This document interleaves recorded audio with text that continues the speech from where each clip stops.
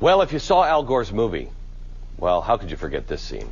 It's the cute little Coca-Cola look-alike polar bear hopelessly drowning. Help me, help me. Don't let go, Jack. But cartoon or not, this was just another piece of evidence that environmentalists use to prove how global warming is killing off all of our polar bears. Freak out. But while pictures like this may say 1,000 words, I only need actually 10 words to tell you the truth. The polar bear population is up over 300% since 1972. So, why, may I ask, are we holding Senate committee hearings to question whether or not to add the animal to the endangered species list if they're reproducing faster than human beings right now? Senator James Inhofe is the senator from Oklahoma, ranking Republican on that committee. It's yesterday a hearing on that nice white fuzzy polar bear. Increase is 400%. Are we going to put them on the endangered species list? Well, you know, they may go on. We can't really control that right now, but the idea that they'd be trying to do it, I think you said it right, except you're a little bit conservative. Since 1950, we have quadrupled the number of polar bears. The populations have gone up from the range of 5 to 10,000 to 20 to 25,000. So if anything, it's an overpopulation problem. But you know what they're trying to do, Glenn. How many times have I been on your show on the global warming and Al Gore stuff? What they want to do is do what they can't do legislatively and cause the Fish and Wildlife Service to say anywhere that you're using having emissions of carbon dioxide, you're going to have to stop doing it because that's going to make its way up to the polar cap and it's going to kill all the bears. I mean, you can be on my patio in Tulsa, Oklahoma with your outdoor cooker and have Fish and Wildlife say, well, you can't do that because you might kill the polar bears. And polar bears are so pretty to look at. It is so. They eat people. For the love of Pete, they're big, angry bears. They eat people. Not that, you know, I say we go out and kill all of them, but, I mean, it doesn't seem to be a problem here. Senator, I can't take the lies anymore. Well, you know, of the 2/3 of the polar bears are in Canada. Of the 13 populations in Canada, 11 are either stabilized or are growing. Only 2 have reduced. One of those is because of hunting regulations in the West Hudson area. So that problem doesn't exist. Okay, well, part of the thing is that I guess the Al Gore movie came from these 4 polar bears that drown, or I don't know what the story was.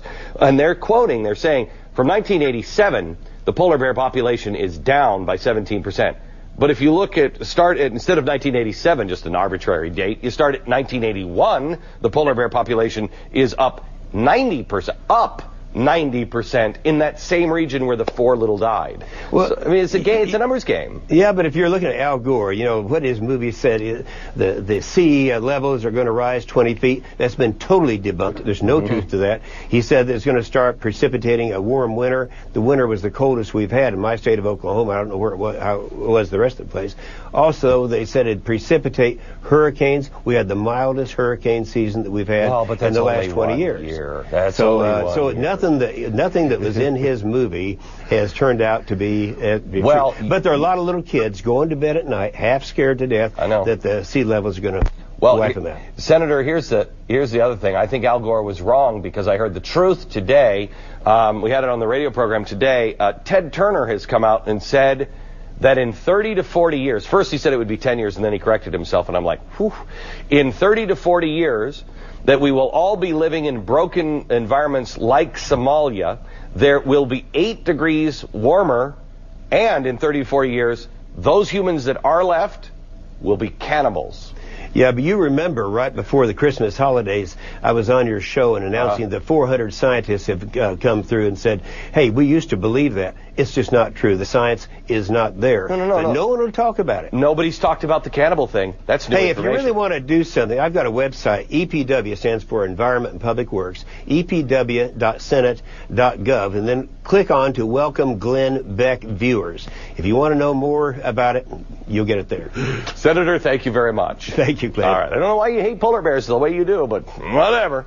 By the way, in an upcoming issue of my magazine, Fusion, we have an absolute must-read story on the truth behind the hysteria over polar bear extinction. Please read this. It's amazing. You can sign up for it right now by visiting glennbeck.com and clicking on the magazine button. Oh, look, it's out. Well, we are suing the federal government, recognizing that the Endangered Species Act is not a place to kind of mess around with in terms of listing as threatened a species that right now is very, very healthy. In fact, the number of polar bear has risen dramatically in the last 30 years.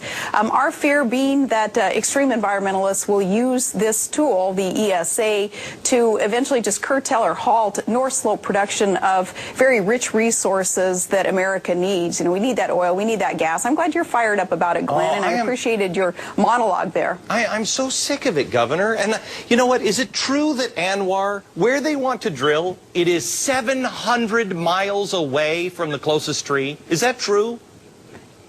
Well, what's true about Anwar is that it's about a 2,000-acre plot also, a lot of land that is... the footprint is smaller than LAX, for instance, that plot of land that needs to be explored. And Anwar it's ripe for exploration. There are so many other parts of Alaska's plain also that, again, are very, very rich in reserves. And if we want to become more energy independent, it makes sense, obviously, to be looking domestically. Safe, clean, domestic supplies of energy that Alaska has and that we're ready and willing and able to contribute to the rest of the U.S. It infuriates us also that the lockup of Anwar, but other areas also, is leading to that lack of independence and lack of energy security that we need in America. You know, they are, but I have to tell you something. We brought Alaska into the Union, if I'm not mistaken, with an eye to the future of its reserves. Why would we not tap the Alaskan reserves right now? That is exactly why we became a state. 50 years ago, we struck deals with the federal government saying that we wanted to be let into the Union and we'd be as self-sufficient as possible. We'd do that by developing our God-given resources up there, and we would contribute to the federal government. And now, though, we're not allowed to do that. So the federal government and again, the extreme environmentalists are not allowing us to uphold our end of the bargain when we became a state. We are so rich with millions and millions and millions of barrels of oil still sitting underground, trillions and trillions of cubic feet of natural gas, clean, stable supply that's not allowed to be tapped.